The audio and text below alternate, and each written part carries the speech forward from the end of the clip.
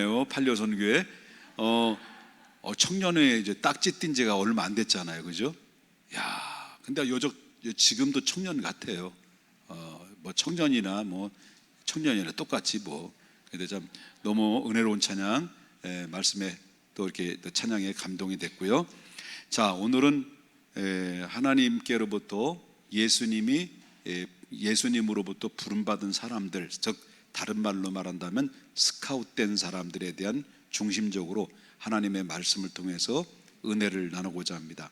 먼저 모세의 이야기를 좀 보겠습니다. 이제 모세는 구약에서 성경 전체를 통틀어서 보게 되면 구약에서 가장 바로 하나님의 나라를 위해서 일을 많이 한 사람은 대표적인 인물을 꼽는다면 누구냐면 모세라고 얘기하고 있습니다. 그 다음에 신약에서는 제일 주의 사역에 많이 일을 한 사람을 꼽는다고 한다면 누굴까요? 바울이라고 할 것입니다. 그 다음에 예수님의 제자가 12명이잖아요 12명의 제자 중에서 가장 주의 일을 많이 한 사람이 꼽는다면 어떤 사람일까요? 저 베드로죠. 이 세 사람이 대표적으로 구약의 대표적인 인물 모세, 신약의 대표적인 인물 금방 또 잊어버렸네, 바울. 그 다음에 예수님 12명의 제자 중에서 가장 일을 많이 한 사람은 대표적인 인물은 베드로다라고 볼 수 있어요. 그런데 이분들에게는 공통점이 있어요. 공통점이 뭐냐면 모두가 다 차출된 거예요. 자기 스스로 자원한 게 아니에요. 누구로부터 부름받았을까요? 바로 하나님께로부터, 예수님으로부터 차출했어요. 부름을 받았어요. 그래서 그 시대 때마다 하나님이 쓰시는 자는 자원하는 자를 쓰시지 아니하고 직접적으로 하나님이 찾아가서 불렀어요. 예수님이 직접적으로 현장에 찾아가서 너는 나를 따르라고 차출을 했어요. 그래서 하나님이 쓰임받는 신구약의 통틀어 전체적인 사람들 대부분을 보게 되면 하나님이 전부 부르셔서, 예수님이 부르셔서 하나님의 귀한 사역에 쓰임받았던 위대한 거인들이 됐다는 것을 우리가 볼 수 있다는 거죠. 여러분, 모세는 민족의 지도자가 되려고 한 번도 생각한 적이 없었을 겁니다. 그리고 이 사람이 바로 뭐냐면 애굽으로 가려고 한 적도 한 번도 해본 적이 없어요. 그런데 하나님께서는 그를 불렀어요. 그를 하나님께서 민족의 지도자로 세웠어요. 그리고 애굽으로 보냈어요. 그리고 그를 바로 이 구약에서 애굽에서 430년 동안 이스라엘 백성들이 노예 생활했던 그들을 구원하는 구원자로서 역할을 감당했다는 것을 보게 됩니다. 이것은 전부 다 바로 뭐냐면 자기의 능력이 아니라 하나님의 은혜로 부르셨고 하나님의 능력으로 그를 사용하셨고 쓰임받는 결과를 얻게 됐다라고 하는 겁니다. 자, 그러면 바울을 보겠습니다. 아까 바울을 많이 했다, 일을 많이 했다고 그랬죠. 바울도 역시 마찬가지예요. 그는 꿈에도 예수를 믿으려고 생각을 하지도 않았어요. 그리고 오히려 예수 믿는 사람을 다 잡아다 죽이고 핍박했던 사람이에요. 이 사람은 꿈에도 선교사가 되겠다라고 기도하거나 스스로 자원한 적이 없습니다. 그런데 도리어 이 사람은 지원하지 않고 예수님께서 다메섹에서 강권적으로 예수님이 찾아오셔서, 부활하신 예수님 찾아오셔서 그를 부르셨어요. 그 이방인의 대사도로 하나님 앞에 부르셔서 그렇게 부름받고 난 이후에 하나님 이방인의 대선교사로 그는 사명을 감당해서 이 바울 사도를 통해서 수많은 이방인들이 주님께 돌아오는 놀라운 크게 쓰임받는 하나님의 사람이 됐다라는 것을 보게 되죠. 또 한 사람이 있죠? 또 한 사람 누굴까요? 구약의 대표 아까 얘기했잖아, 모세. 그 다음에 두 번째는 신약의 대표 누구 얘기했죠? 바울. 이제 마지막으로 누가 소개될까? 베드로.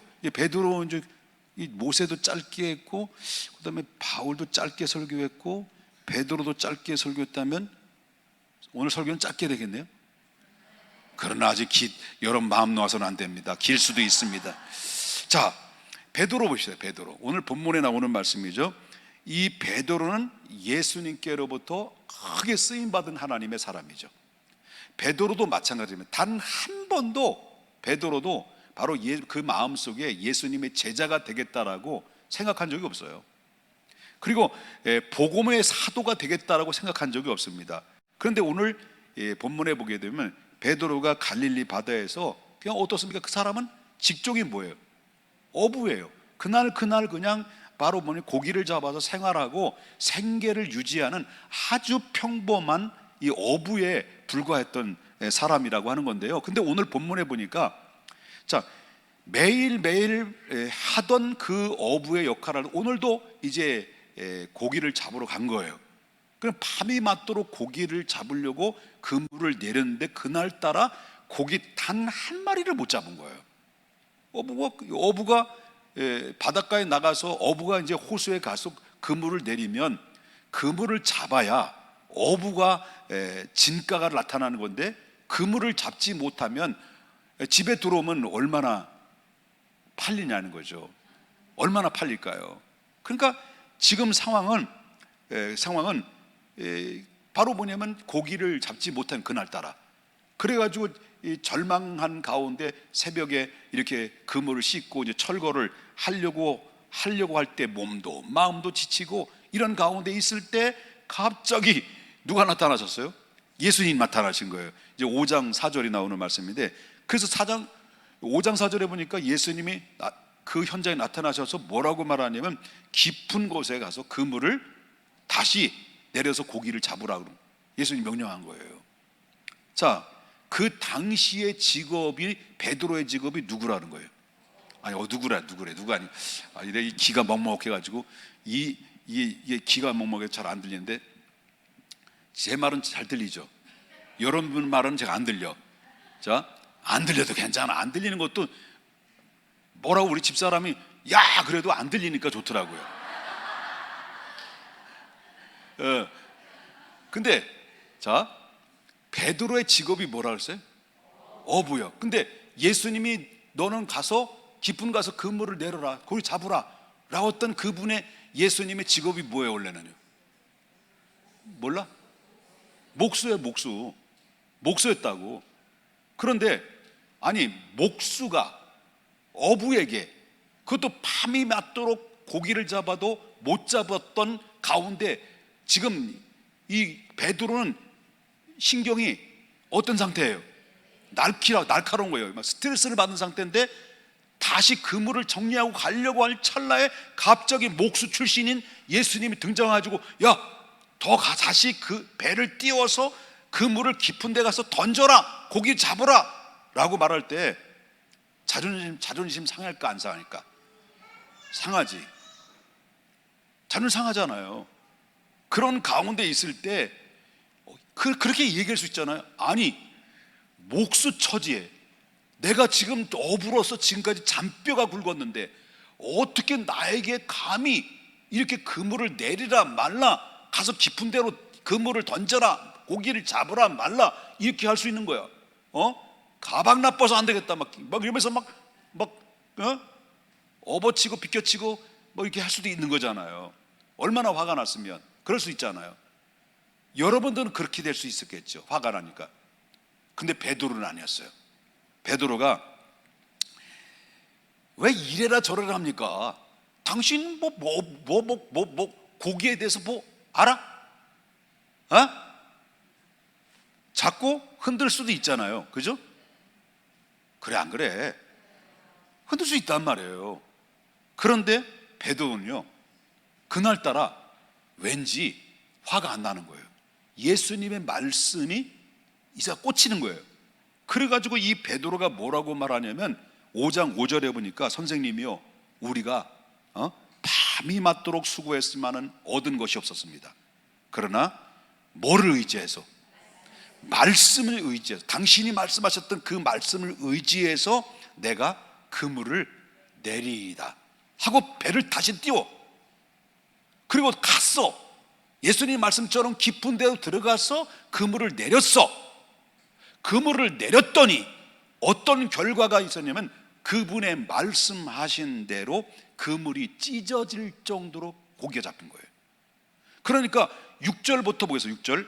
6절과 7절 그렇게 하니 고기를 잡은 것이 어떻게 많았다는 거예요? 심히 많았다는 거예요? 겁나게 많았다는 거예요? 겁나게만. 내가 얘기한 건 겁나게, 심의가 아니라 겁나게. 어떻게? 겁나게 많이 잡혔다는 거예요. 그래서 그 그물이 어느 정도 찢어질 정도로, 그 찢어질 정도가 되니까 7절에 보니까요, 이게 감당이 안 되는 거예요. 그래서 다른 배에 있는 동무들을 했더니 온 거야. 그래가지고 여러분 손질했더니 도와달라고 요청했을 때 여기 와서 배 두 배가 왔어요. 그 두 배에도 다 채웠는데 그 배까지 어떻게 될 정도, 어느 정도 때까지? 잠길 정도까지. 이해되시면 아멘 합시다. 그리고 곧바로 예수님은 베드로에게 말씀하셔요. 이런 상황을 보면서. 그러면서 이 상황을 보면서 예수님의 말씀을 의지해서 그물을 던졌긴 던졌는데 정말 말씀대로 고기가 잡혀지는 것을 볼 때 여태까지 어부로서 잔뼈가 굵었던 물때나 날씨나 물의 깊이나 아니면 그 물에 구멍 났는지 뭐는지 그걸 다 꿰뚫고 있는 그런 가운데 있었음에도 불구하고 이 예수님은 이 어부에 대해서 모든 성질에 대해 아무것도 모르는데 그냥 말씀만 했는데 그 말씀대로 고기가 찢어질 정도로 배가 두 차가 와서 바로 다 채웠는데도 그 잠길 정도라고 했으니까 이 베드로는요, 그 예수님을 무엇으로, 어떤 분으로 보았을까? 주여 나를 떠나서서 내가 죄인입니다라고 할 만큼 이분은 신적 능력에 바로 하나님의 어떠한 분이라는 것을 그는 알게 됐다는 거죠. 느끼게 됐다는 거죠. 이해되세요? 그리고 나서 예수님이 베드로에게 뭐라고 말하냐면 10절과 10절 보겠습니다. 누가복음 10절 5장 10절 세베대의 아들로서 시몬의 동업자인 야고보와 요한도 어떠니까 아이 깜짝이야 이랬단 말이에요. 그랬을까요? 아이 깜짝이야 그랬을까요? 깜짝이야 이랬다는 거예요. 한번 따라서 깜짝이야. 그게 아니죠. 깜짝이야 했다는 거예요. 이게 눈이 뒤집어진 거죠. 그러면서 놀라면서 예수님께서 시몬에게 이러면서 뭐라고 말해요? 무서워하지 말라. 이제 후로는 뭐라고 했습니까? 내가 사람을 취하리라. 이 말씀을 다른 마태복음에서 비슷한 말씀하셨어요. 마태복음 4장 19절이니까 말씀하시는 나를 따라오너라. 내가 너희를 사람을 낚는 어부가 되리라. 지금은 어부지만 네가 지금은 고기를 잡아서 생계를 유지하는 바로 한낱의 어부에 불과하지만은 너희가 훗날에는 많은 사람들을 구원의 길로 인도하는 사람을 낚는 어부가 될 것이다. 그 말씀했어요. 그리고 말씀을 따랐어요. 베드로가 예수님을 찾아간 게 아니었어요. 누가 찾아오신 거예요? 예수님께서 찾아오셨어요. 베드로가 예수님을 따르려고 한 적도 없어요. 누가 부르신 거예요? 예수님을 너는 나를 따르라고 말씀하셨습니다. 오늘도 마찬가지입니다. 저도 마찬가지입니다. 저는 목사가 되려고 전혀 생각해 본 적도 없어요. 그리고 목사가 된다 하더라도 목사가 될 만한 어떤 모든 것들이 갖춰져 있는 게 아니에요. 목사가 안 될 조건이 더 많지 목사가 될 만한 조건이 보다도 목사가 안 될 조건이 조건이 더 많았어요. 뭘 보나 목사가 될 만한 조건이 보입니까? 건들건들하고 어딜 봐도 어깨 쭉 벌어지고 조직 냄새 난다고. 지금도 조직 냄새 난대. 제가 차를 뭘로 타냐면 쌍용 무슨 차지? 그래 넥스턴을 타고 다니는데요, 목사님 닮았대 차가. 그럼 뭘 말하냐면 목사님 조직 냄새, 그 깡패 같다는 거예요. 그 말을 가끔은 지금도 들어. 그래서 주여 아직 거듭나지 못한 것 같습니다. 자, 제가 나를 봐도 목사가 될 만한 조건이 다 안 돼요. 근데 목사가 됐단 말이에요. 미리 얘기하네.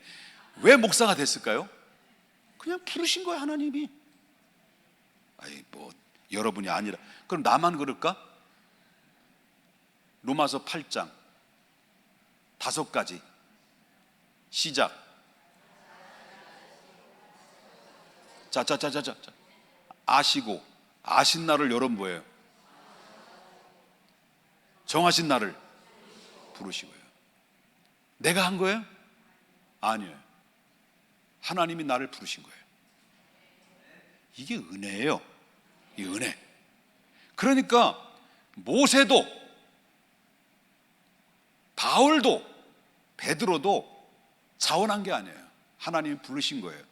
근데 부르셔서 그 말씀 한 말씀 한 말씀 앞에 거기에 순종하고 따랐는데, 이 하나님께로부터 차출된 이 사람들의 특징을 좀 보게 되면 3종 세트를 소유하고 있었어요.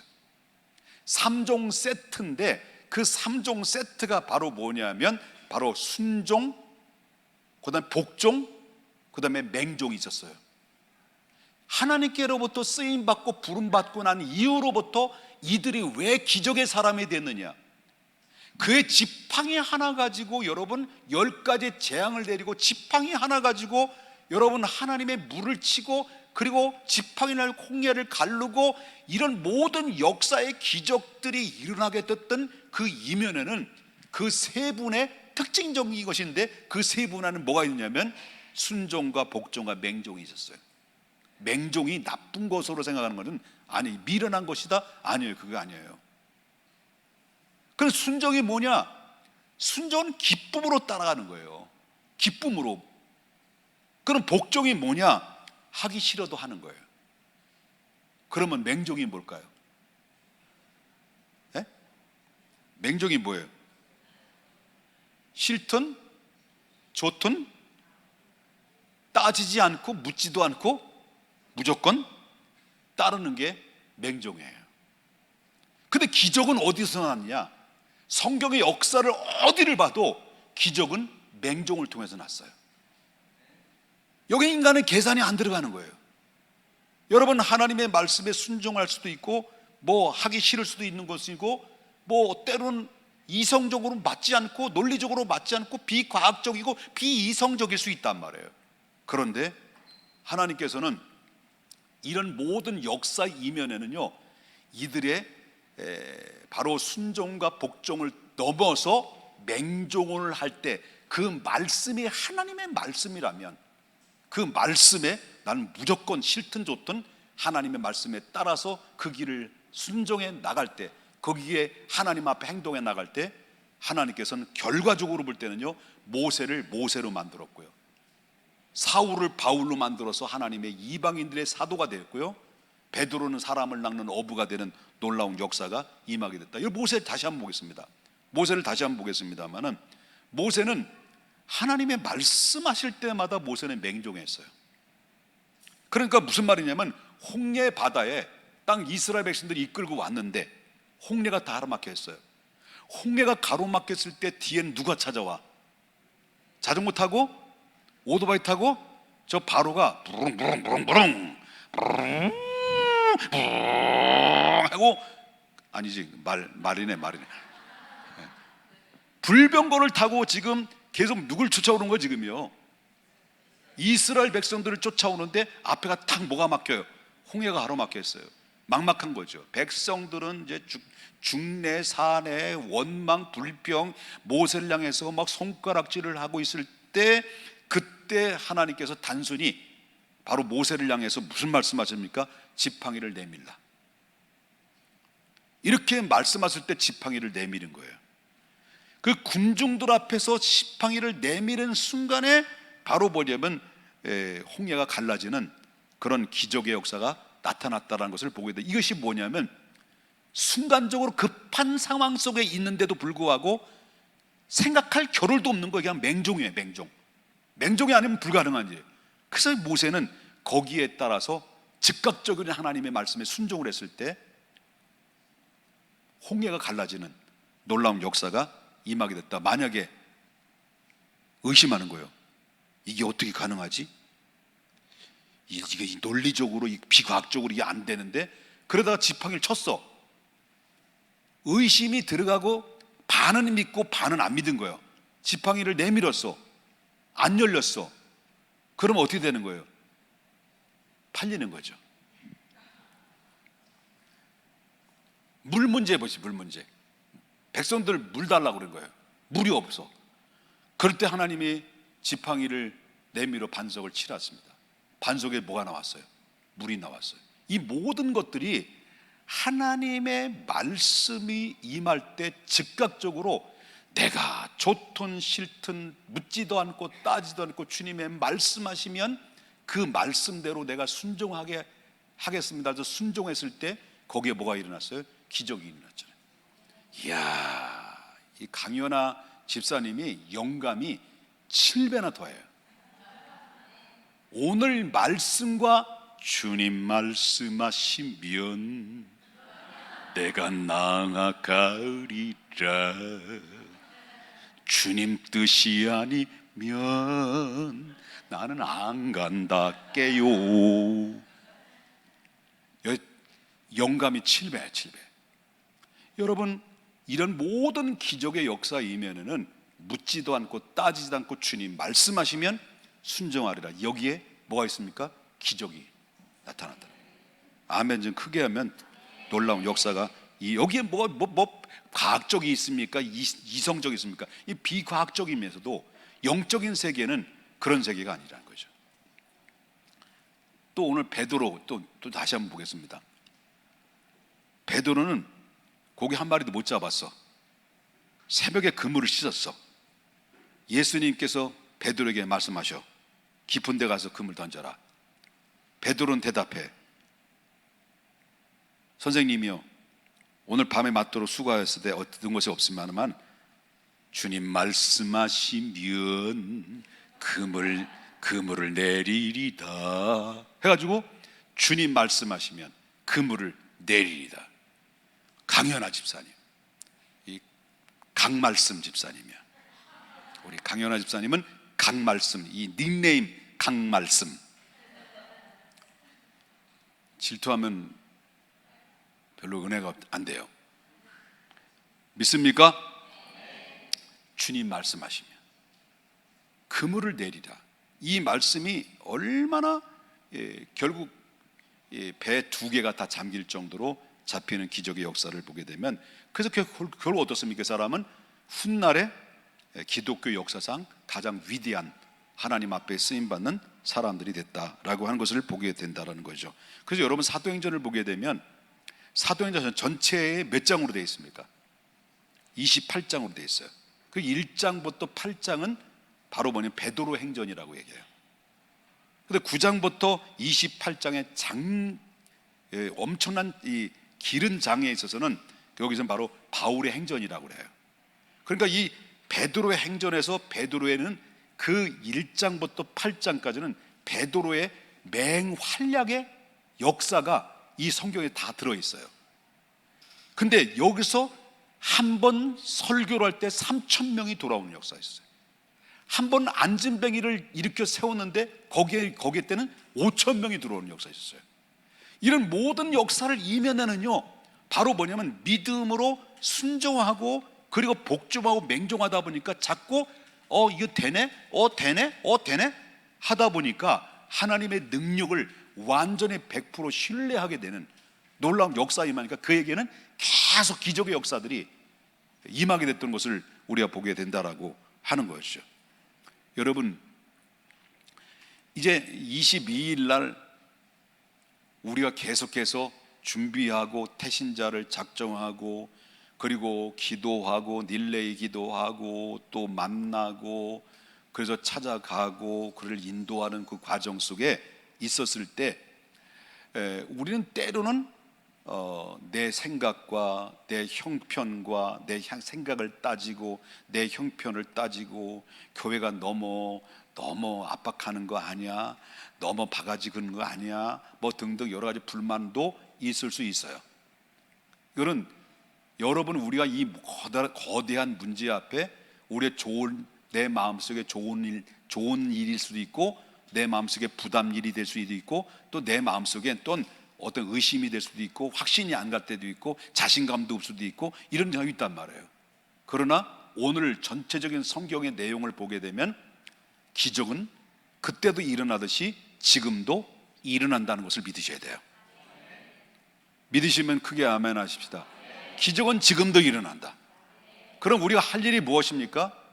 베드로, 바울, 모세, 바울, 베드로처럼 우리가 순종을 뛰어넘고 복종을 뛰어넘고 맹종까지 될 만큼 주님 말씀하시면 우리가 하겠습니다. 믿음, 주의 말씀을 의지하여 내가 태신자를 만나겠습니다. 주의 말씀을 의지하여 태신자를 와서 격려하고 그들을 내게서 다가가서 바로 그리스도의 사랑을 손내밀어 그들을 주님께 인도하겠습니다라고 우리가 발을 딛는 게 중요하다. 딛는 게,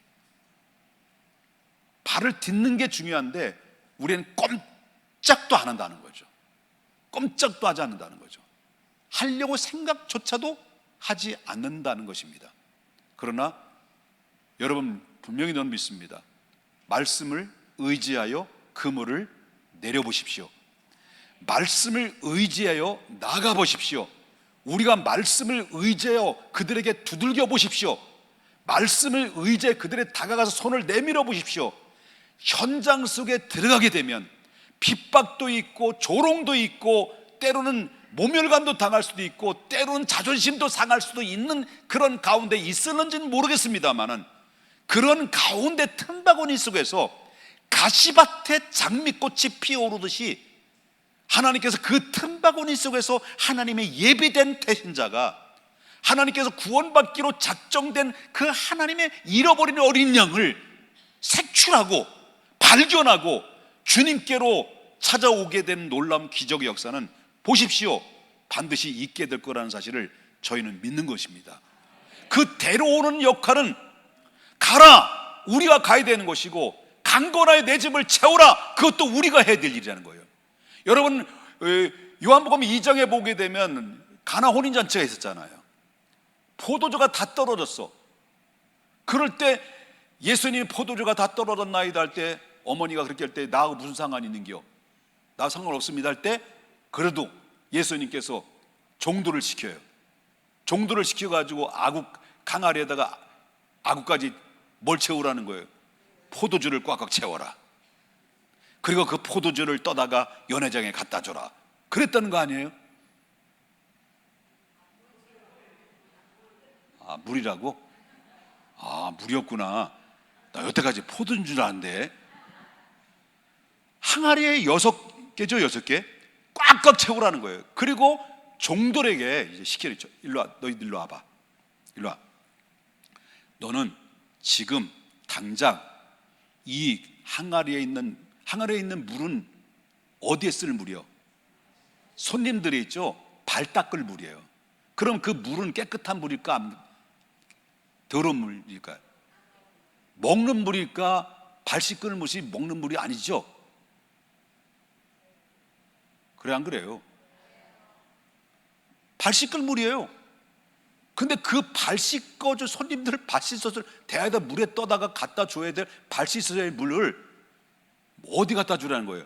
연회장에다가 그 물을 갖다 주라는 거예요. 그러면 포도주가 다 떨어졌는데 포도주 빨리 가져와 하고 왔대. 종들이 그 물을 떠가지고 발 씻은 물을 떠다 가지고 그리고 연회장에 갖다 줬는데 발 씻을 물이야. 그러면 이 종이 주고 안 주고? 주고 안 주고? 주는겨. 이걸 알까 모를까? 종들이 알지. 그런데 주님이 명령하죠. 주님 말씀에 너희는 물을 떠다가 누구에 갖다 주라는 거예요? 연회장에 갖다 주라. 종들은 알고 있어요. 그러나 자기의 생각과 상식과 어쩌면 자기가 죽을 수도 있고 쫓겨날 수도 있는 그런 불리한 입장에 놓여 있음에도 불구하고 종들은요, 주님의 말씀을 믿고 순종했어요. 순종하다가 물을 떠다 주다가 물이 변하여 뭐가 된 거예요? 포도주가 되는데, 포도주가 진한 포도주로 하나님이 기적처럼 변화시켜줘서 그들을 잔치의 풍성함을 이루게 했던 성공적인 잔치가 됐다는 것을 보게 된다는 거죠. 묻지도 않고 따지지도 않고 주님 말씀 의지하 그냥 순종했을 뿐입니다. 그러면 오늘도 앞으로 6월 22일 날 그날에 물이 변하여 포도주가 되는 기적의 역사들이 바로 이 현장이 여러분이 앉아있는 그 현장이 될 줄 저는 믿는 것입니다. 우리는 여선교회 헌신 예배 기점을 통해서 우리가 순종을 뛰어넘고 복종을 뛰어넘고 그 다음에 맹종까지 하나님의 말씀하시면 내가 나아가리라는 절대적인 순종이 있을 때 바로 여러분 곁에, 여러분 앞에, 여러분 뒤에는 모두가 하나님의 역사를 일으키는 기적의 현장들이 다 될 수 있기를 예수의 이름으로 축복합니다. 걸어가신 하나님 아버지, 주님의 은혜와 사랑을 아버지 하나님께